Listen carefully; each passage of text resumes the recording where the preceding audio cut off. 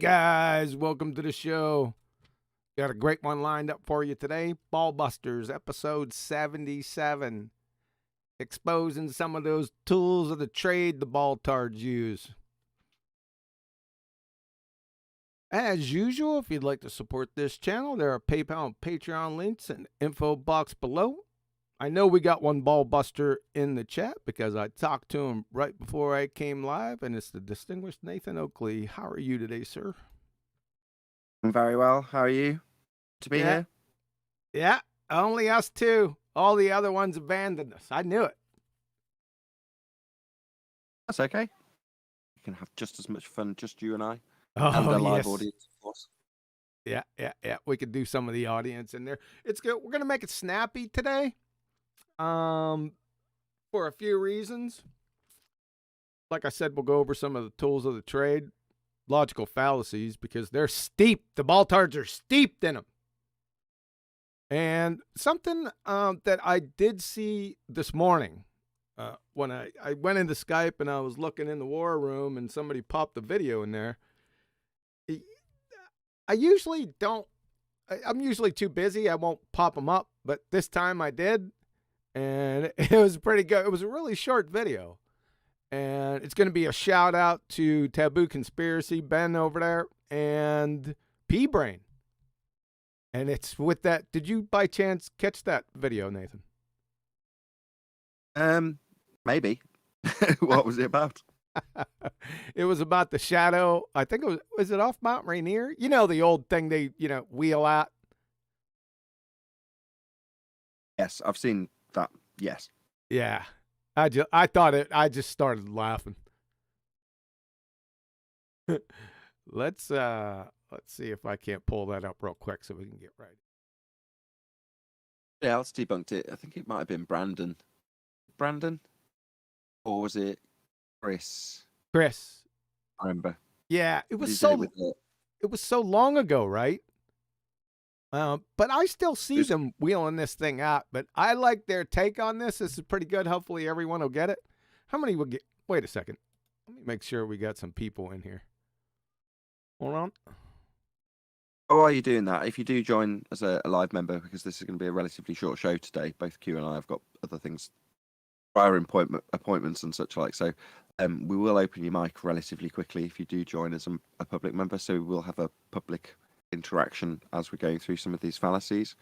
Because Chris Berry, he's the guy who had the light stand and tray and a car or something like that. Right. Yes. Yeah, that was a while ago, but they still wheel this disheveled monkey out. I've been seeing it the whole time. I just snicker and just move on because there really wasn't anything here for me. There's no science here. I mean, you're not going to do an experiment on this, so I just chalked it up as just another empty claim. And then I came by the video today. I knew it was a train wreck because the Earth's flat. We already proven that. So there's got to be an angle. And P-Brain, I guess, found this out a while ago. I must have missed this video, through my travels. But caught a hold of Ben at Taboo Conspiracy go through. And I kind of snickered at the take. And here's what we're talking about, people. You guys all have seen this. Oh. Before 1 second, let me go back. Nathan, let me go ahead and are you watching the live stream or do you want me to stream through Discord? I don't want you to do either. I can follow along without watching. Really? All right. So here we are again. I'm all right. Good. I'm just saying how ace I am. Yeah, I know you're ace, man. That's why I wanted to check. Just in case some other people come in, they'll just have to watch the live stream. It's no big deal. So, like I said, we've all seen this before. They wheeled this disheveled monkey out and say, "Her the Earth is a globe," right? I don't think so. You're kind of missing something, right? Let's go back. Essentially, what they're saying is this is the actual diagram of what's going on here, right? You got the sun, shining on this mountain, and it's throwing a shadow up on the clouds. Get out of here. 1 second. Take over, Nathan. It's shining up on these clouds, and then as a result of this observation, which does exist, all right, I got it. That was too funny. I got it. My cat was behind me. Oh, I got it, man. And then you just repeated what I said. So that was pretty cool. All right. So, like I said, this is basically a visual representation of what's going on here, right? Giving you this little routine. And if you look at this, and when he pulled it up at first, I said, I started laughing because I knew where he was going because it was well done, right? And he's talking about it, and then he goes, well, what if you take the mountain away? What should happen? You know, if the sunset is going down behind the curved Earth, right? Sort of like this type of deal. This is what I seen in my mind's eye, you know, when I seen his first diagram. What should happen? Yeah, you should see that when the sun sets. So ballers, you got some big problems. You need to explain this. Now, I know every single one of you have parroted this nonsense, right? So you're going to have some explaining to do. You know what I mean? Does everyone get it? Right? Now, technically... Yeah, I've never thought about it. Go ahead. I've never thought about it like that. But yeah, you just think of the natural consequence without the mountain and suddenly you've got a Terminator line on the ceiling. Exactly. You got it. Now, technically, you shouldn't see... It should always be this way, is what we're saying. You should never see that shadow from the mountain because the shadow should be overcome by the curvature of the earth. How about that little twist? So all this is a train wreck of epic proportions. I hope everyone got that. We'll talk about this more on Tuesday for the live show. So I just wanted to bring it up now. Go ahead. One thing to add. Go ahead. What was supposed to be blocking? What's supposed to be blocking it? If you remove the mountain in that scenario, would it be a physical geometric spherical horizon formerly known as Earth curve debunked by the black swan that would be causing that Terminator line on the clouds? Yes, sir. We debunk that with the black swan, and they'll need after it, and they'll need a flat plane to measure how to get it. Yeah. Too funny. Like I said, I just wanted to bring it up just for kicks and giggles. Because we'll deal with this more on Tuesday just to laugh. It's a fallacy, though. It's an affirming the consequent. That's what I said when you jumped away after the cat. Oh. Affirming the consequent at its heart, isn't it? Yes, Nathan, I totally agree. I'm trying to think of how they could form. What's an affirming the consequent? Earth's sphere, then we'll see. Hello? Is my mic still working? That's the sun. Sorry. Go ahead. Do it again. I didn't hear you. If P, Earth's a sphere with a geometric limitation and orbital motion, then the sun will be blocked by the orbital motion of it dipping behind the mountain. It does dip behind the mountain and shadow is created by the orbital motion. Therefore, you have Earth as a sphere with orbital motion. If P, then Q. Q, therefore P. Yeah, it could be. Yeah. I'd have to take a closer look at her. Make sure all the P's and Q's are in order. Off the top of my head, I'm sure they would round it off without actually using the affirming the consequent bit. They never actually state it. I mean, their claims get shorter and shorter. Just check any of the comments under the QE or my videos. You'll see that their claims are like half a sentence long half the time. They don't have a conclusion. So in an affirming the consequent formal logical fallacy, they don't formally state the fallacy. They just give you a half fallacy and let you argue against the conclusion that they're implying. I like to do that myself now. I've stolen that. I like to think, but without the actually summarising what your point is with the end of the fallacy, and obviously without the fallacy, you know. So elevation angle proves Earth is flat. There you go. Like one of those throwaway comments you can just chuck into someone's chat feed. This is a nice, concise statement, not a fallacy, unlike the example I'm giving in this case. Go ahead, sorry. No, they'll never complete. Because if they do complete it, you know, as stated by modus ponens or affirm the consequent form of logical fallacy, if they state all the P's and Q's, you know, consecutively, then it's apparent to everyone. So they'll just go to half of it, and the second half or conclusion is implied. Right? Yep. That's what they do. All right, let's pause in case you wanted to introduce Mitch. Hey, Mitch. Oh, is Mitch in here? What's up, Mitch? Hey, guys. How are we? Excellent. I'm chuffed that you, for some reason, you trimming out that bit of 10th Man presentation has ended up netting you about 10,000 views, which it definitely wouldn't have done if I'd trimmed it out. So I'm elated because it was a good presentation. Took a while to get going, like half the live show. But when 10th Man finally put that presentation together, well worthy of someone trimming out, and I didn't have the time. So when I saw you'd done it, I was like elated. Yep. Yeah. Yep. I watched that presentation was one of the best. He is really on point. It deserves 10,000 views. That's all him. That was fantastic. It was slick as too. You wouldn't even know that it took half the show for him to get into it. I like the conciseness. Once it got going, once we figured out it was just a slide issue, you know, on PowerPoint or whatever he was using. He just couldn't get it to do it on the live stream. And yeah, sometimes it's worth the faff. I hadn't actually seen the presentation prior to it going out live. But I know 10th Man well enough to know how good the presentation would be. So check that out on Mitch's channel. It may not have 10,000 views, but you know, it's getting there. In case someone goes, yeah, hasn't it said 8,900? I don't care. Hey, Mitchell, if you can, go ahead and spam that link in the chat. Yeah, will do. I'll grab it out and put it in the chat. Appreciate it. Obviously, subscribe to Mitch when you go and check out the video. Yeah, I've taken go to 76 or however you say his name off mute. So if you did want to join in the conversation, because it's going to be a relatively short show today, feel free as we're going through some logical fallacies. All right. Before we get into the logical, go ahead. Go on. Full panel today. Where is everyone?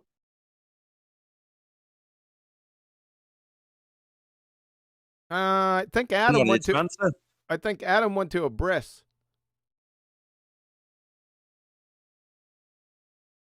You went to a burned supper.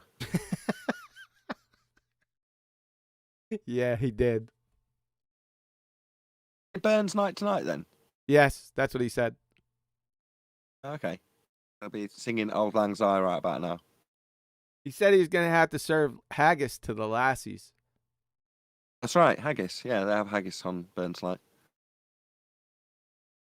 Yeah, he could have probably told me, 2 weeks ago or 10 days ago or 5 days ago or 3 days ago, but nope. He waited till last night and said, hey, QE, I'm not going to be there. I got Burns Day. I'm like, what the hell is that? But that's Adam. All right. That's a Scottish thing. Go ahead. We ready? Yeah, I think so.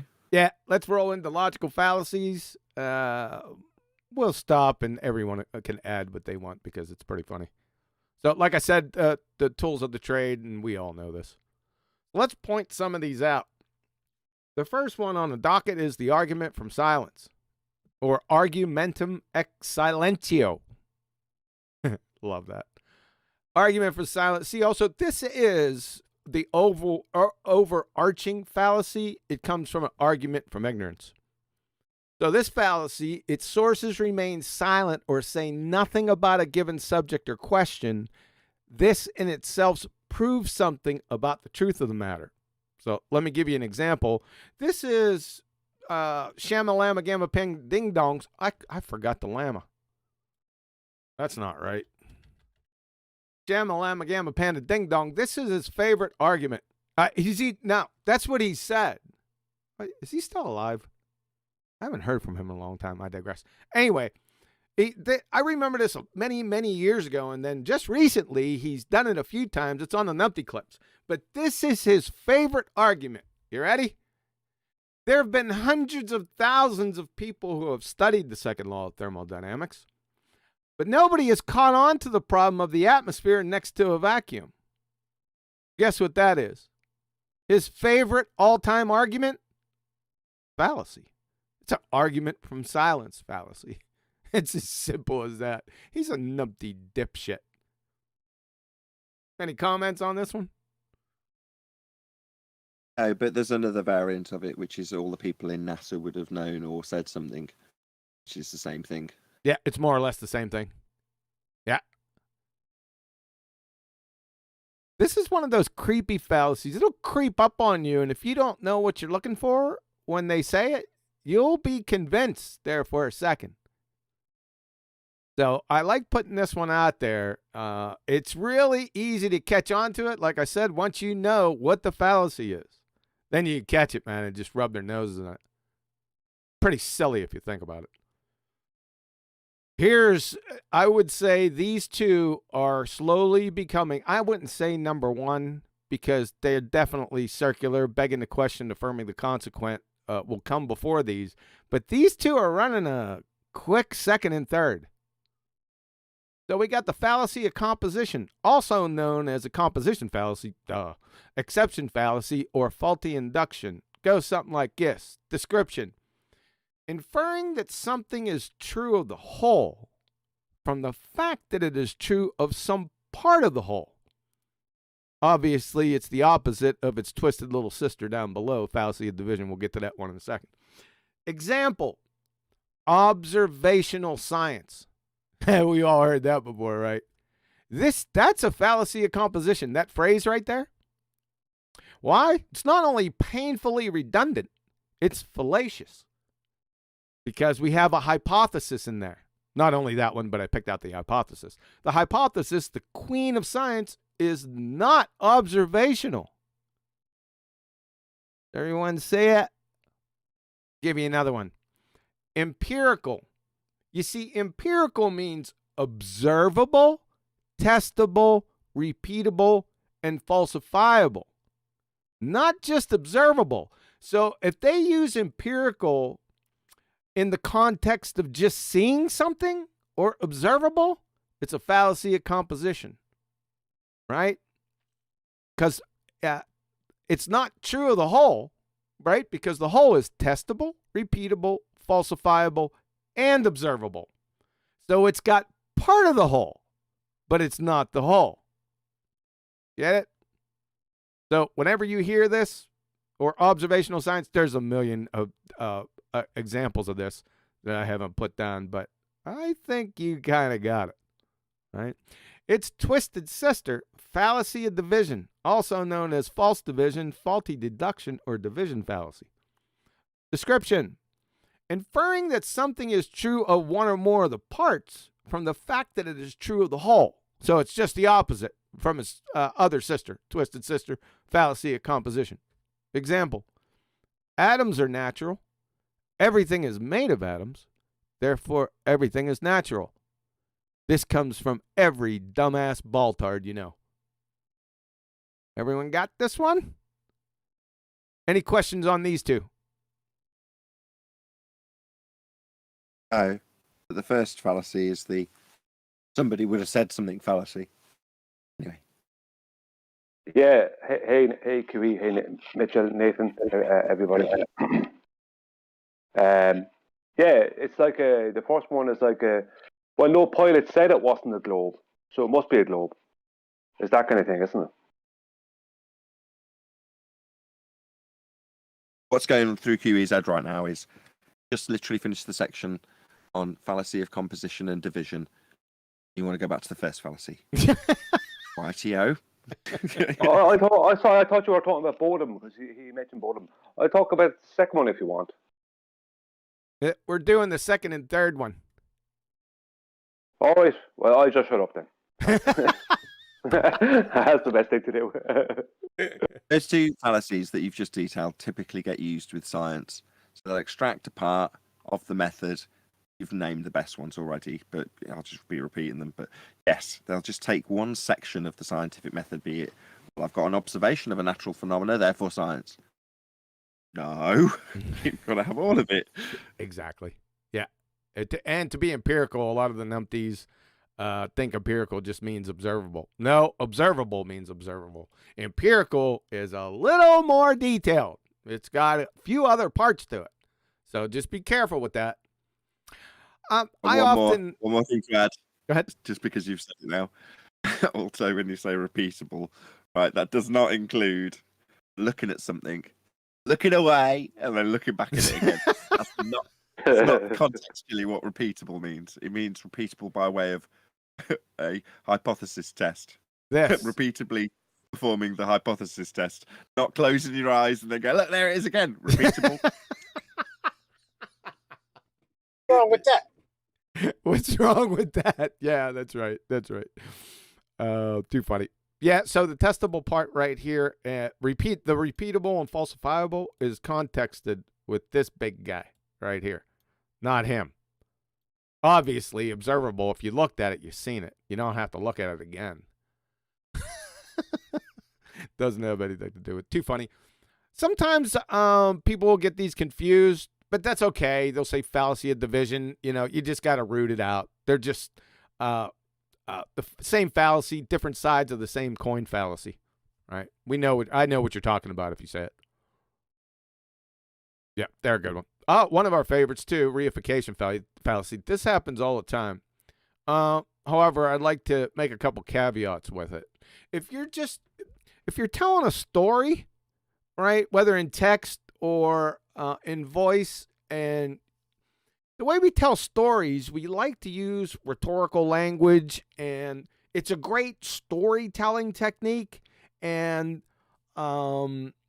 it provides a lot of backbone, cowbell to the story so everyone can see it. It's not fallacious if you're using these things, like this one down here, calling a storm cruel, right? That gives a mental picture. You know what they're talking about. This isn't fallacious if it's in a story, right? However, if you're using it as proof of something legitimate, then it's fallacious. So it like everything, it's context based. So reification fallacy, when an abstract belief or hypothetical construct is treated as if it were a concrete, real event or physical entity. When an idea is treated as if it had real physical existence. Example, gravity bends and dilates and warps space-time. That's a classic reification fallacy right there. On a couple levels. Space-time, that's concept. And so is this delusion. So you got two concepts here. It's like a reification fallacy sandwich. Another one in the same family, and there's a few in here under reification. It's the anthropomorphism fallacy. This is the error of projecting uniquely human qualities onto something that isn't human. Usually this occurs with projecting the human qualities onto animals. But when it is done to non-living things, as in calling the storm cruel, the pathetic fallacy is created. So it's quite pathetic. And the shining example of this, science says or explains, right? It's not, science isn't saying anything. Right? This is a classic pathetic fallacy. Any questions? These are all self-explanatory, you guys. You know, you could fog a mirror, you could see this. Right? Good. I like the ones that slip in and out of context on whether or not they're actually being reified, and the level of understanding of the subject matter defines whether or not the person's reifying the notion that's being discussed. A good example of this is light as a wave. So a good understanding or a good grounding in the way that light's being described in terms of maths. Well, that maths giving you a probability distribution can be described in maths as a wave function. Right.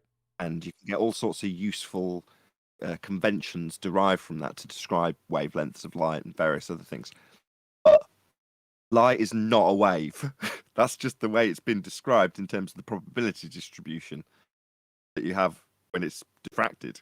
Doesn't mean it's actually traveling through a medium or making a wave or going up and down or oscillating or doing anything like that. It's just a description. So the moment you describe light, for example, needing a medium to create a wave, what the hell are you babbling about? That's your reification of the mathematical description of a probability description, also known as wave function, into an actual physical wave. You've just reified it through lack of understanding. That's a little bit higher level reification fallacy. One. It's a fallacy show. We've done a lot of fallacies. Yeah, I like the reification. Hypothesization. There you go. Oh, what is it again? Hypothesization. That's not. Say it one more time. Hypothesization. That's close. The first one you were shaking. It's that one. Oh, I don't know how to say that word. But the fallacy of misplaced concretedness, which is to say, to take something that has no physicality or concreteness and give it concreteness, physicality. Mm-hmm. Yep, that's our next one. So reification. It's not the next one. It's an overall general description of what it is. Like Nathan said, also known as concretism, hypostatization, or the fallacy of misplaced concretedness, is a fallacy of ambiguity. When an abstraction or abstract belief or hypothetical construct is treated as if it were a concrete, real event or physical entity.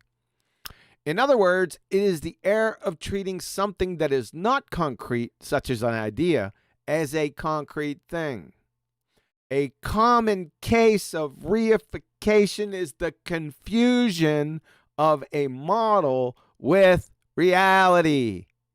And this is from your alma mater wiki. Let me say it again, BallTARDs.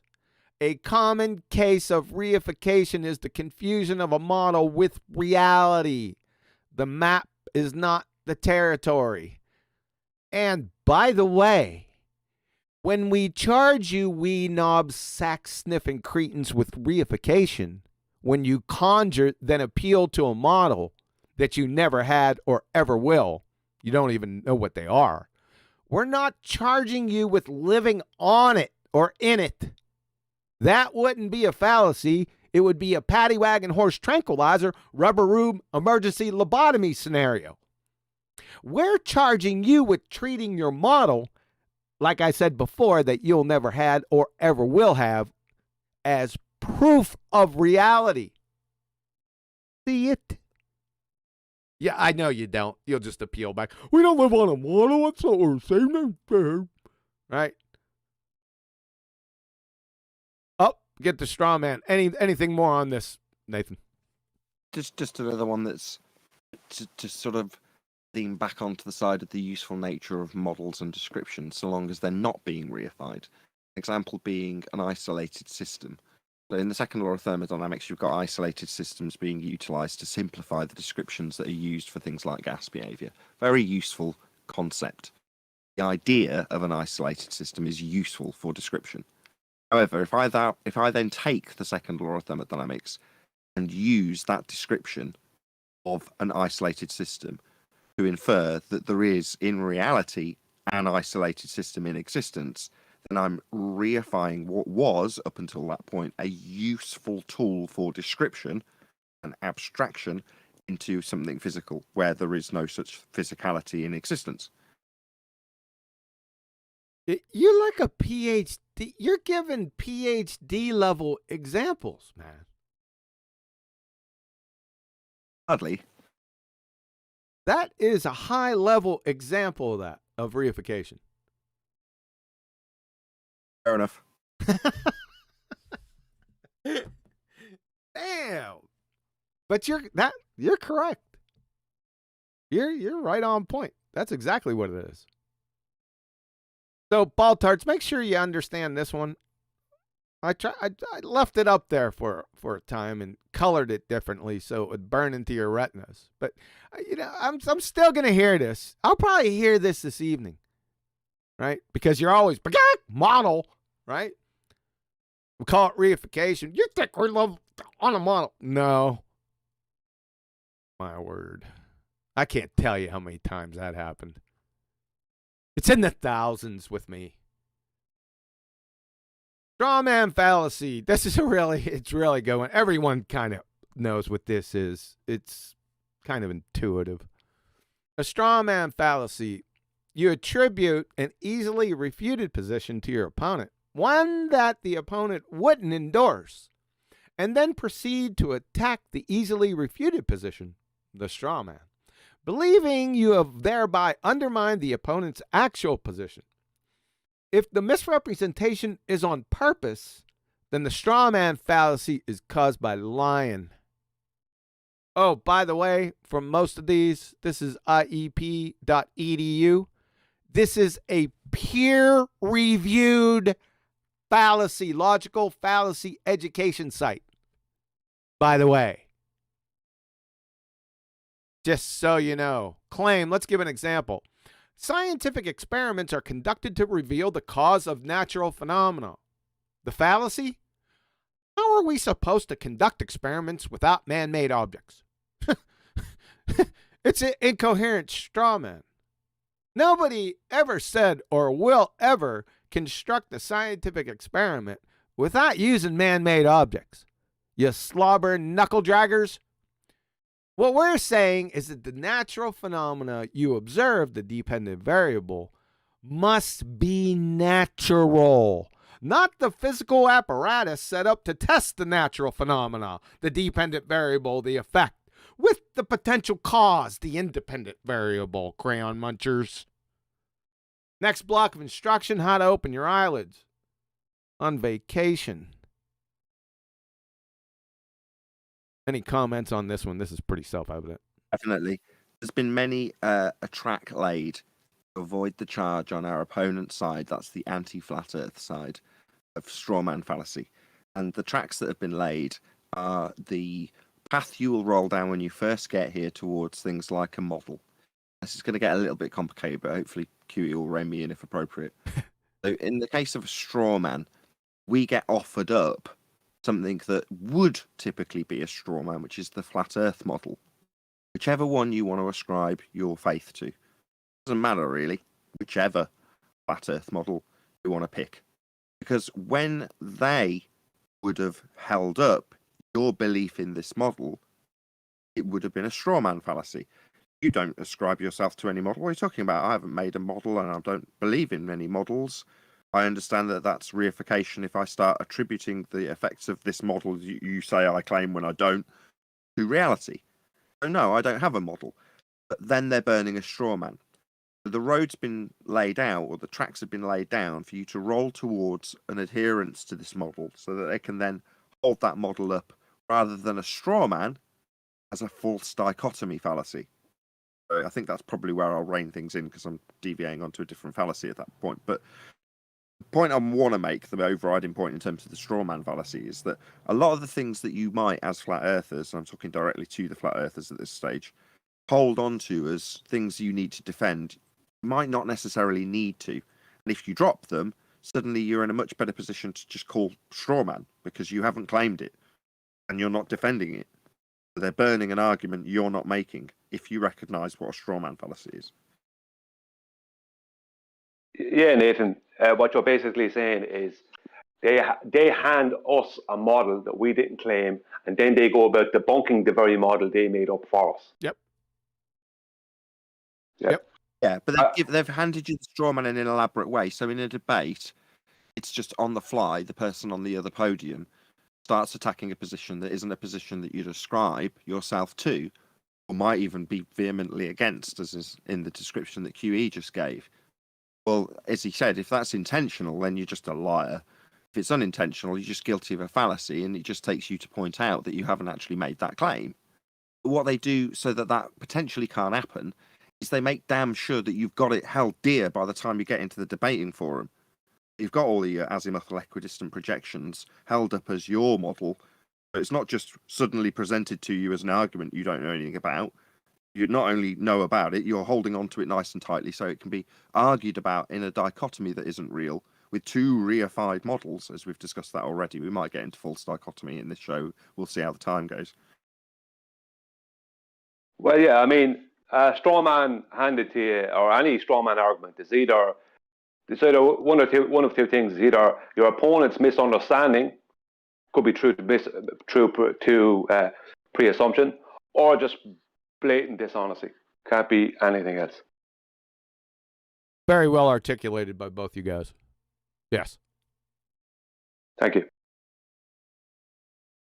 All right, let's move on to the... Are you ready? You got? You want to follow up with anything else? It was just a joke. Don't worry. Carry on. All right. So we got the red herring fallacy. This is kind of subtle. We all know, like I said, these are all intuitive, right? But in the heat of battle, I don't know. I can pick these out. I'm waiting for them, right? But like I said, this is intuitive and subtle, and I'll show you how subtle it can be. So a red herring fallacy is a fallacy of distraction and is committed when a listener attempts to divert an arguer from his argument by introducing another topic or diverting attention from the real issue by focusing instead on an issue having only a surface relevance to the first. Now, they could do it a number of ways. They could just change the subject. You know when it's a whole complete subject change, right? That's like everyone knows that. But even a subtle one is still an incoherent red herring fallacy. Here's the shining model poster child example. Claim or request, please show gas pressure without a container. The comeback fallacy. How do you account for gas pressure gradients? See, now this is subtle, but it's a red herring fallacy. The argument is concerning X gas pressure, not delta X gas pressure gradients. You see the surface relevance here? This is a textbook red herring fallacy, people. I can't give you any better example than that. Well, I don't know. I can have a Go ahead, go. You can have a whack at her. Go ahead. Yes. You ask the opponent if they can demonstrate gas pressure without a container, and along with a tacit acceptance of defeat, they ask you to prove the dome. That's a red herring. Also, say again. That can be a red herring. It can be. That was where I was going to go next. Depending on whether or not you've ascribed a claim yourself. Yes. To that position. Yes, it's a straw man. Just about to say exactly that. It's also a straw man, which is why I'm smiling, because it tallies It's a on dome. that one. Neil, it's a dome in the back. Stop it now. Go ahead, Nathan. It's a straw man as well, exactly. Unless you've actually claimed there's a dome, very specifically, then you haven't made that claim. Therefore, it's a straw man. But when you're asking them to demonstrate you can have gas pressure without a container, they're using a red herring straw man. Yes. They're very, very close. I think we went over when we went over the presentation before. There's a fine line with these guys, the straw man and the red herring fallacy. Most definitely. Took me a while to get this, to be honest, because the difference is very subtle. Because just throwing you off the scent of a really good argument with something that seems related, well, that's a red herring fallacy. Holding up a position that you definitely don't ascribe any arguments to is a straw man. But on the surface, they seem almost exactly the same. So it was a difficult one for me to. If you listen back to any of the old fallacy shows, I would always be getting it back to front and wrong way around, etc. It's easy too.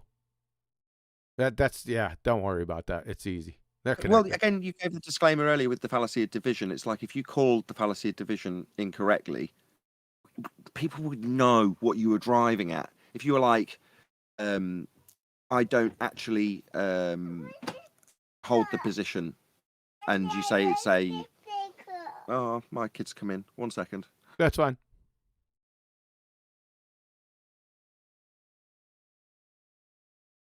You get it the wrong way round and call the fallacy incorrectly. So long as you've pointed out where the structure of the fallacy lies, it doesn't matter if you get the title wrong.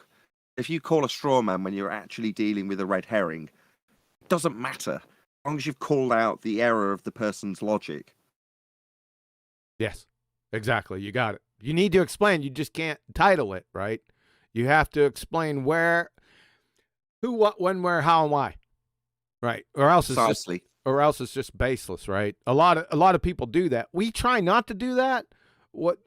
Whenever I identify a fallacy, I'll stop, right, and say, wait a second, let me show you how it is a fallacy. I try to do that. If I don't, make sure you correct me and say, well, you usually stop the discussion and say, wait a second, QE. You said, how is it? I can remember you doing that many times. I loved it. I loved it Well, when it's you because- challenged me. Partly because I was learning myself what the fallacies were and I wanted them explaining again. Mhm. But partially because the person who just calls, that's a straw man, that drives me mad. Yeah. Okay, that's a claim. So now you've got to break down the person, your opponent's straw man fallacy, and Yeah. detail how it's a straw man. Yep. That seems minimum. You're like, I tried to do that. Well, the reason QE says that, I know already, is because when you're halfway through detailing how it's a fallacy, obviously you're having to explain their defeat to them. If they don't like it, they will interrupt you. Yes. Yeah. You got it. Yeah. It's just reindeer games. Go ahead. Yeah, I just want to say that they are difficult to spot, those two, and to decipher between them. The red herring fallacy is something that's loosely based on your claim, and you end up trying to defend that. And the straw man fallacy is a complete reworking of your claim. So they are, as you said, when you're in a debate and tactics are being used, it's hard to spot them. Yeah, it is. In the heat of the moment, it is, unless you're like hyper familiar with the fallacies. You can get there because you don't, like I said, there's hundreds of fallacies, but there's the common ones. We're going, some of these aren't so common. Most of them are. I put a couple in there that are, I wouldn't say subtle, but less used, but you should still be familiar with them. What I'm You saying. need to be familiar, not because you need to necessarily point out the fallacy to overcome and detail the fallacy back to them. You need to be familiar with them for the reasons they're employed. So, for example, and it's a good example, QE's last demonstration of a fallacy being employed was with gas pressure without a container, followed by the straw man of gas pressure gradient. No, sorry, I've done it myself. The red herring fallacy. The whole point of its name is that you chase after the red herring, right? Well, don't ignore that bit of why it's being employed. That's the why it's being used. So when you've got a really good argument, that would be to say, asking your opponent how they can attain the gas pressure we're all breathing without containment is a really exceptionally good argument. There's no two ways about that. But when they ask you about how you can have a gas pressure gradient, how do you explain that delta of the question you're being asked in the first place? If you start trying to detail it, which seems reasonable, right? Because it's related at surface level. Yeah. So you think, well, I've got to detail how we've got a cycle of gases and they're created at gas level, ground level. Now you might end up having to do that if challenged. But don't lose track of why you're in that position. You're in that position because it's a distraction from your main and most likely winning argument. Yep. Getting away from it. You'll often in the debates hear me say, right, let's get back on track, which is to say there's been a fallacy used. Now, the use of the fallacy I call chaff and redirect. I've got that from the behavioural panel, which is four guys that do behavioural analysis on people who've been interviewed or are being interrogated or just doing a newscast and they end up being the murderer or whatever, and they analyse the body language. And this is something that you'll do if you've got an awkward question you don't want to answer. In this case, offer up a fallacy, a red herring about gas pressure gradients, because chaff and redirect. You don't want to be explaining how you have gas pressure without a container because they can't answer that. But better to spend 10 minutes arguing about gas pressure gradients. That's the red herring fallacy. So that you don't, most importantly, recognise that you're chasing after a flare, a chaff, from an aircraft. Yeah. That's what you're doing. Don't lose track of the main argument. This happens daily. Flat earthers. That's what they do. When you have good arguments, this is what they're going to do. They do it daily and most. Because I just go into, VCs and just listen. You'll go chasing after them. Every single one that they bring up, you'll have to chase it down. Don't do that. Don't do that. Stick with the topic. Identify the fallacy. Stick with the topic. Bring them right back. Yeah, I've said this hundreds of times. It doesn't work. I'll go in, like I said, I'll go in there this evening, and they'll flat earthers be chasing red herring fallacies down because they feel they have to. All right. Yeah, it's even more of a shame when they're chasing down a red herring that is attached to a bit of string that's only there because the red herring itself is a claim they're making. In other words, they're in a position where it's justifiable that they defend what's been thrown up as a red herring. Because that drives me mad. Why have you made this claim so that they can just toss it out as a red herring for you to chase after because you've got some attachment to this bloody argument that you've claimed? And really, you've just given up the best argument you had to chase after this claim you're now defending. Anyway, enough of my moans. No, you're right. And here's another little twist on it that I've noticed through the years. If they know you, if you're familiar with the person that you're talking to, they kind of know your favorite arguments. And if one of your favorite arguments is attached to one of these claims, they'll bring it up. And then you'll chase, I'm telling you, you will chase that red herring down every single time because you're not disciplined. That happened to me 2 days ago. So Zanuck knows damn well that I love arguing about the geometric tangent point horizon that they can't have because of Black Swan.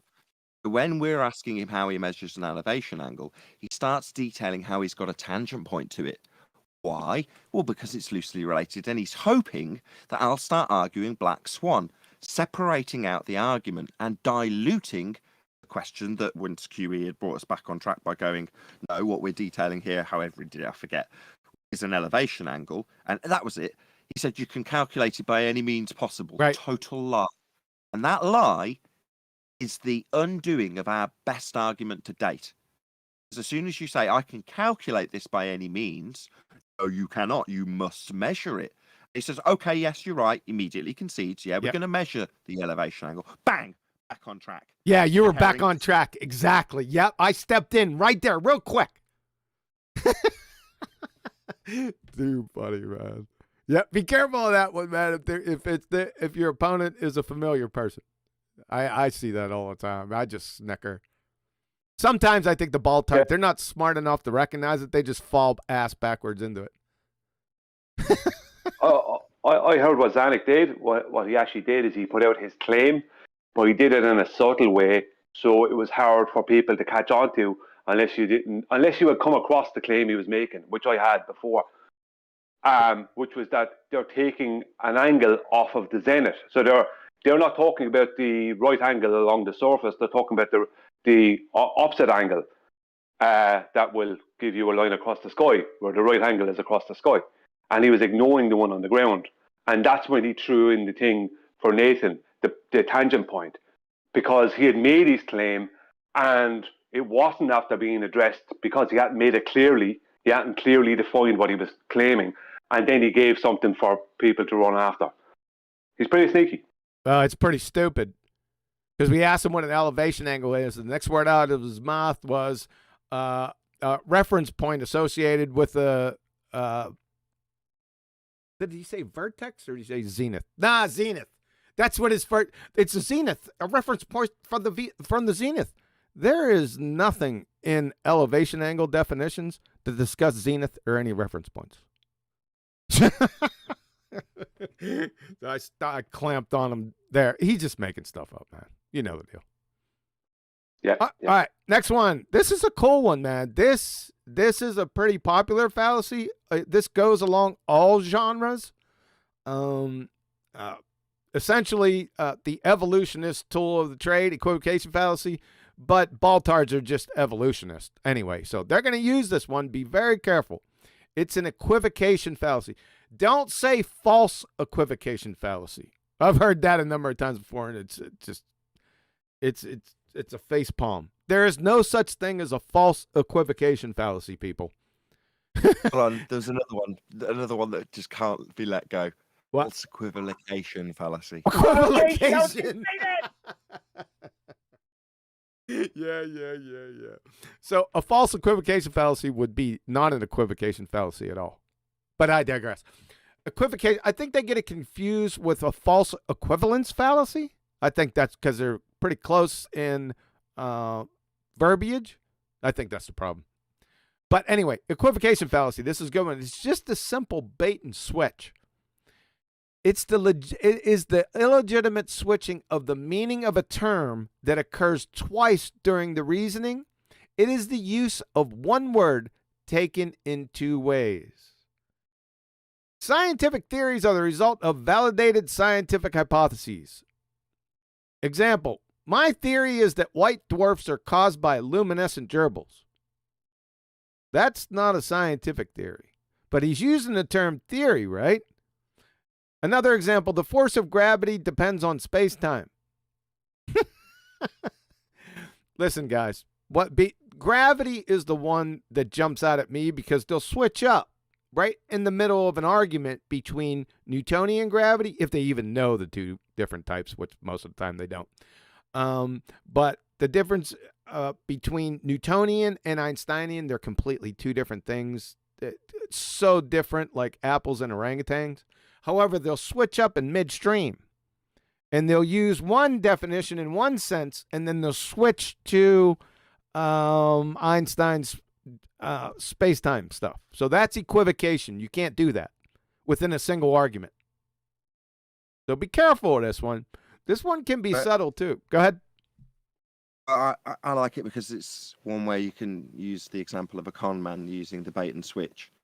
So with refraction, they'll detail how light bends through a sugar solution, or here's an example of some butane bending the light through the various gases. And obviously, atmospheric refraction is going to bend the light through the air when you're looking at the geometric horizon, because refraction bends light. Well, in that sentence, you're thinking, well, where's the two different things? You've just talked about refraction, haven't you? No. I talked about terrestrial refraction, that's 7/6 of a radius value, and light deviating from a straight path, that's refraction. But there's two different things being talked about with one word. Coincidentally, they've both got the same word in their name. One's terrestrial refraction and the other's refraction, but they're not the same thing. I just added it because that is a shining example of what is happening here. You got it. Yep. Yeah, it's a bait and switch. Basically, open the suitcase and show you the effects of refraction, light bending, if you will.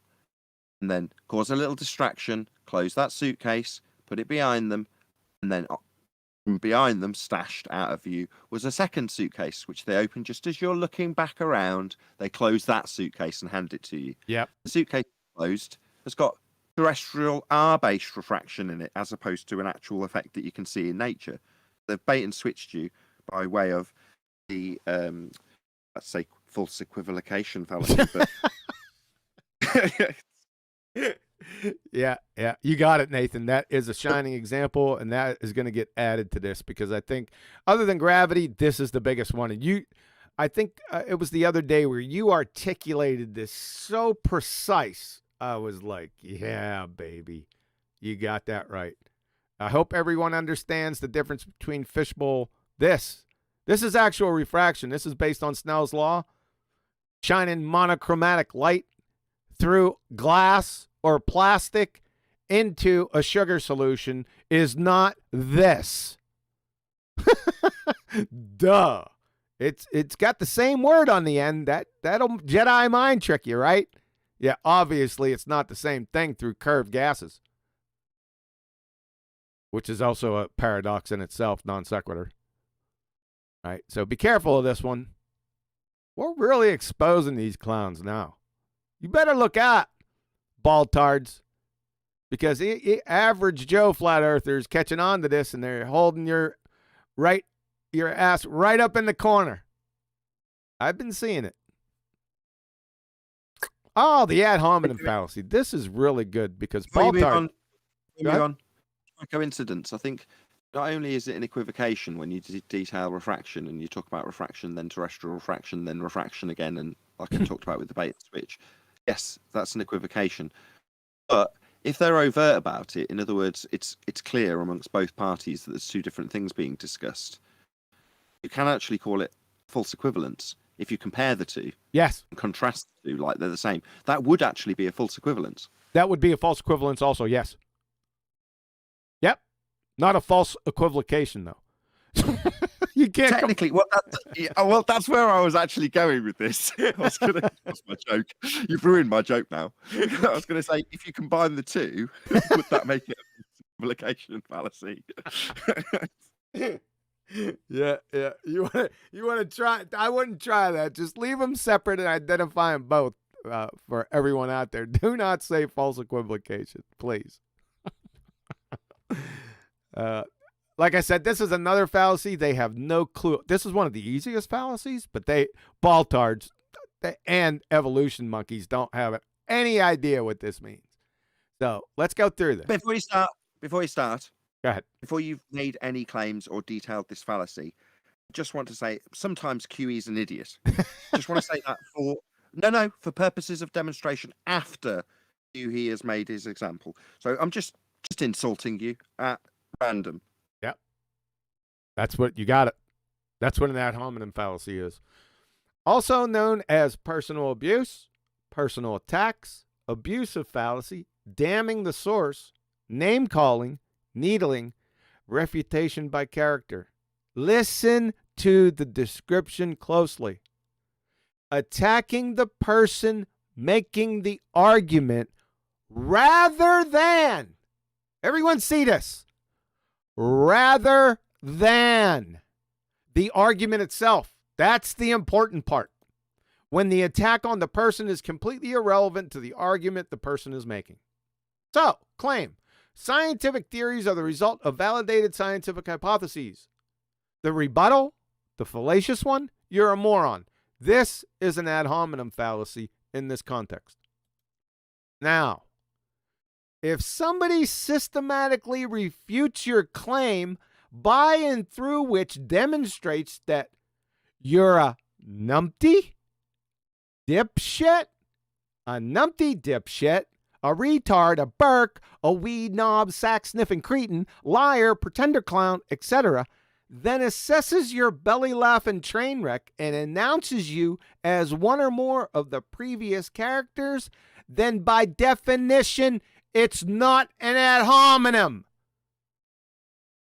You get it, crayon munchers? Because he's defeated your argument first. See this? It's in lieu. See, if you personally abuse personal attacks, all this in lieu of an argument, that's an ad hominem. If you provide a rebuttal, especially a coherent one, and then we make the assessment that you're a numpty dipshit, it's not an ad hominem fallacy. Duh. By definition. Any comments, questions on this one? Yeah, you just don't understand. You just don't know.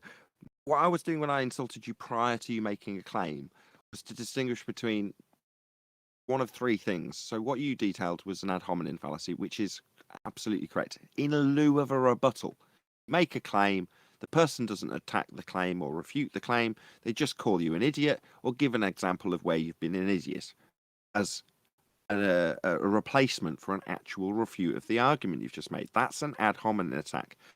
Prior to anybody saying anything, if you just detail where someone's been stupid, you're just insulting them. However, when someone's about to make an argument, if I pull out an example of where QE's made a mistake, there aren't any. But if there were, and I was to pull it out, before he makes his argument, that's a poisoning the well fallacy. So making the person seem more stupid prior to their argument even being delivered isn't ad hominem either. It's poisoning the well. Yeah. Well, hold on a second, Nathan. The poisoning the well fallacy is a type of ad hominem, so it's right underneath it. Oh, okay, fair enough. No, I take it back. So I was right when I said QE isn't wrong. You weren't in that example either. Yep. Well, I was right all along. Yeah, it classifies underneath ad hominem. All right, we're gonna stop with this one. Hold on. Hold on. We're gonna stop with this one. I'm gonna give you a chance to talk about it. I just want you to say that this is a lot of fun. I had a lot of fun with this. So we got a whole other show of even more of this, folks. You need to stay tuned to the next BallBusters because this is outstanding stuff right here. Go ahead, Brian. Yeah, sorry for stepping on your toes, QE. No, the only thing I want to say about that particular fallacy is that is the main fallacy. And when I say main, I'm talking to a massive degree. I'm talking 95%. That fallacy has been used against people who are flat earthers through the generations more than anything else, because it's used in the media, it's used in books, it's used by the everyday person. It's ingrained that we're supposed to be stupid before we even say anything. So we are called dummies and morons and everything else before we even get a chance to state our argument. So that is the number one enemy of flat out, the ad hominem fallacy, because it's to destroy our character before we get a chance to make our claim. Yep, poisoning the well. Yep, it's already out there. You're right. There's going to be a part B to this, and I think this is going to be a shorter BALLBUSTERS, but we have got a few people who haven't made any comment yet, so I don't know if you're good for another quarter of an hour. I didn't get an answer to you when I said maybe an hour and a half today. I don't know. Go ahead, Nathan. Yeah, you can roll. I mean, we'll start at the top then. Citation Police, hello, good to have you. Hello. Hello. Do you have any comment? Fallacies, Huh? you're typical right up there with these things. You're right on top of fallacies typically. Oh, another one of the most common fallacies that they do is post hoc ergo propter hoc, which basically means the only variable that the two events share is time, but they say that event A caused event B because it proceeded afterwards, or in the same time, like a correlation. You So stole. let's see. Yeah, hold on. A You good stole. example. Hold on. What? You stole that one. I told you that one last night. You stole it. No. If I stole it, then how did I know? Then if I stole it, then how did I know ex post hoc to tell Nathan in the past? Or did I go back in time to repeat a precedent cause as the cause of something that happens in the future, which would be an example of an ex post hoc fallacy? That's a damn red herring right there. It's not. That's true. I'm going to taste this. Yeah, it's a good one. Good. That's epic. Yeah, absolutely. You detailed it on the show the other day, and I really liked you going through it. I think we had Star Wars as the subject matter at the time, when you've got essentially a continuity error with time, because suddenly I think the example was like some starship that goes into light speed and then destroys an entire fleet. This happens prior to the 1980s and late 70s releases of the Star Wars. So like, well, that would alter the entire timeline of everything. So, you've got to have a post. How'd you say it again? I don't want to butcher the order. Ex post hoc. Ex post hoc. Right. Yeah. Perfect. As opposed to ex ante, which is from the future. So one is from the past and the other is from the future. I was going to say the post hoc ergo propter hoc. Oh, but yeah, this is a lot of fun. I love doing this presentation. I really do. And also, it's fun to speak Latin. It is. That also falls into the same formal fallacy. Like a lot of them put it in that way, with affirming the consequent. It could. Yep. Yeah, it often permutates into an affirming the consequent. Yep. Yeah, we're gonna deal with that on the next BALLBUSTERS. That'll be part of it. We've got a number of fallacies to go through just yet. But listen, hey, real quick, I couldn't get any Globers to actually tell me what a formal fallacy was. Oh, you missed. Yeah, you'll get it. Ask them. Ask him. You're closing the name. You're having me on, right? No. Ask M. Scott Veach. I'm literally telling you the truth, brother. Are you guys listening? Is my mic working?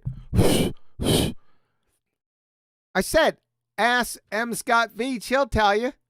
You got to have a suit and tie on. Oh. No, really? Yeah. Okay. Formal is in there. But no. Can I just say it just means it takes a form. Like if P then Q, that's its form. God damn, Scott Veach. He said Well, to be fair, go ahead. It seems that he can't hear me for some reason. Go ahead. I was just going to say, to be fair, at least one of them did throw out the word modus ponens. All right. Hold on. That's too difficult. Hold on. Go ahead. I was just going to say, when talking about fallacies, though, they talked about modus ponens in the context of fallacy. Maybe they meant the affirming the consequent. It's the numpty derivative of modus ponens. What they were doing is giving me an example of a formal fallacy rather than telling me what a formal fallacy is, committing a category error, which is also a logic fallacy. Yeah, they were giving you an example of a formal logical argument, is what you meant to say. Oh, correct. Yeah. Correct. Yeah. That's Let me get it straight. They're trying to detail form in the logical fallacy, and they gave you a logical consistency argument and its form. Am I correct?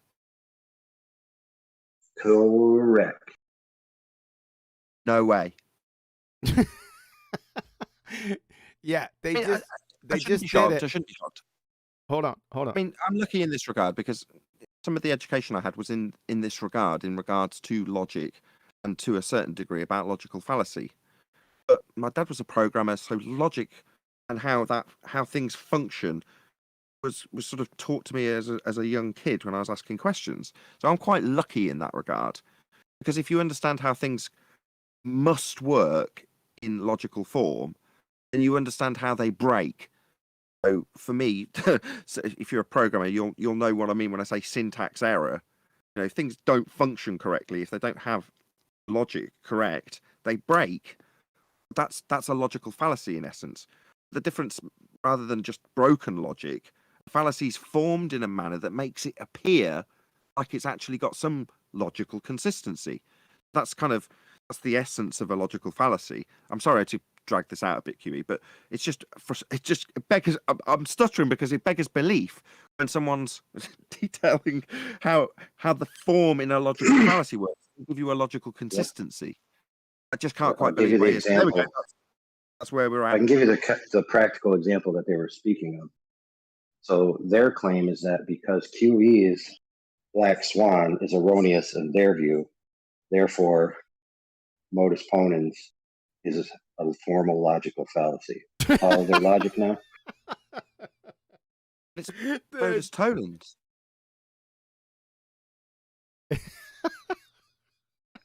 It's so convoluted, dude. So crazy. I see where he's Yes, going. very convoluted. So because the logical consistency is bunk according to them, even though they're not overcoming the consistency in the logic, it makes modus ponens, an incorrect identification of the logic used, actually a fallacy. Am I following? Man, this is convoluted. Yeah, absolutely. So the correct rebuttal is not to call modus tollens or modus ponens a fallacy. It's to rebut the premises. So they're functioning on the form rather than the premises. So it just demonstrates that they have no idea what they're talking about. Yeah. Because the consistency of the logic also takes a form. They're saying it's a fallacy. This is just nuts. Welcome to the carnival tent. Hey, here we go again. Shout out, Superchat. The king of the potato people approves this message. That's one for you, Nathan. Thank you. Sorry, he could have put that in there a long time ago. I just popped it up. But there you go. You got 76. Have you got anything you wanted to add? Oh, we'll go to Flerick. Make it snappy. Eric, any comments on the fallacies we've covered in this show?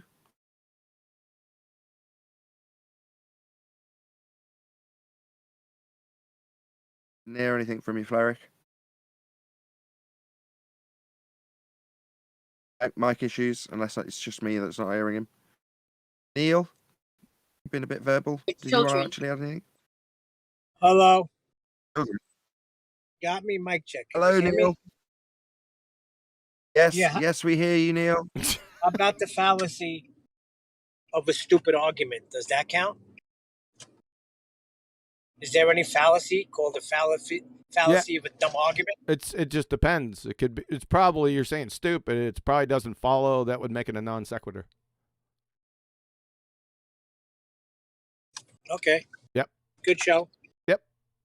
It'll be better Did you next follow time. what he just said, though? Go ahead. Did you follow what you just said, Neil? If somebody offers an argument that's nonsensical in terms of any address, so someone asks you about gas pressure without a container, and you say, yeah, but your flat Earth map doesn't work at all, that's non sequitur.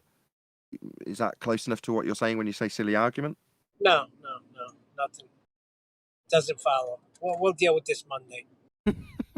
Okay. Truth Seeker. How you doing? Hey, how's it going, guys? Good show Very as well, always. very well.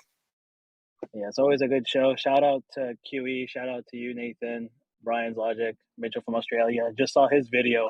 I think was it yesterday on the mountain. I forgot the name of the mountain, but it was about the globe curve, the globe shadow. It was a good video. No, I mean just everything seemed to follow with me. I was when I first got into flat Earth, I didn't really learn much about these logical fallacies, and had I known about many of these logical fallacies, it would have saved me a lot of headache in explaining this or that, or following up with this logical fallacy and that. So yeah, good show as always, and guys, keep up the good work. Perfect. Brian, I don't know if you've held your thought long enough from when I introduced Citation Police, but you were trying to get a word in earlier, and then we'll work the way through the rest of the Ballbusters.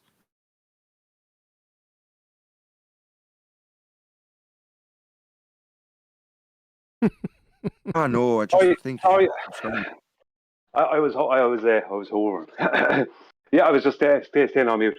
No, I have nothing to say other than subscribe to Brian's Logic, because there's a lot of good things coming. I'm out of breath. Sorry. Thanks. Brian's been poking the bear, so that's Brian's Logic YouTube channel. Subscribe today. He's getting a lot of attention because he's causing a lot of pain. There's no two ways about it. He's proving Earth's flat on his channel. If you're not subscribed already, check him out. Brian's Logic. Who else we got? Mitch. Short list today. Ballbusters. Yeah, fantastic presentation. Anyone who is willing to debate any globers in this conversation of flat versus globe, you need these in your arsenal. You need to know the logical fallacies. They love to pull these out, and when you pull them up on it, they don't have any comeback. It's fantastic. Some other ones with red herring with the black swan, when you're detailing about their geometric horizon, how they need, and they like to steer the conversation away to the oil platforms. Yeah, don't let them do that. That's red herring. Like, it's about your geometric horizon that you don't have. For me, when the red herrings come out, it is a sign of how devastating the argument is. They would do anything not to talk about the killer points that you're talking about. Fantastic show, QE. Thanks. Yeah, appreciate it, man. Nathan, take us home, sir. Oh, I was going to do a dirty joke. Oh, is that okay? Right. It's about Mitch was talking about them having no comeback, and it just reminded me of Jimmy Carr, who I went to see live. He gets heckled a lot, and someone heckles him from the crowd, and he's like, "Well, if you want my comeback, I have to scrape it off your mum's teeth." Oh, brother. With that, I'm going to say a huge, massive, enormous thank you to all of you tuning in live to Ballbusters, smashing the super chat, joining as a Quantum Racing channel member, hitting the Patreon link, all that good stuff. Obviously, a massive thank you to all of today's Ballbusters for making the shows possible, and massive thank you to today's interactive part of the show from the live participants. Really appreciate you coming on and chatting with us, even though it's been a bit of a smaller live show. And yeah, once again, a massive thank you to all of you for tuning in live. I've been Nathan Oakley, and we will see you all in the next Ballbusters.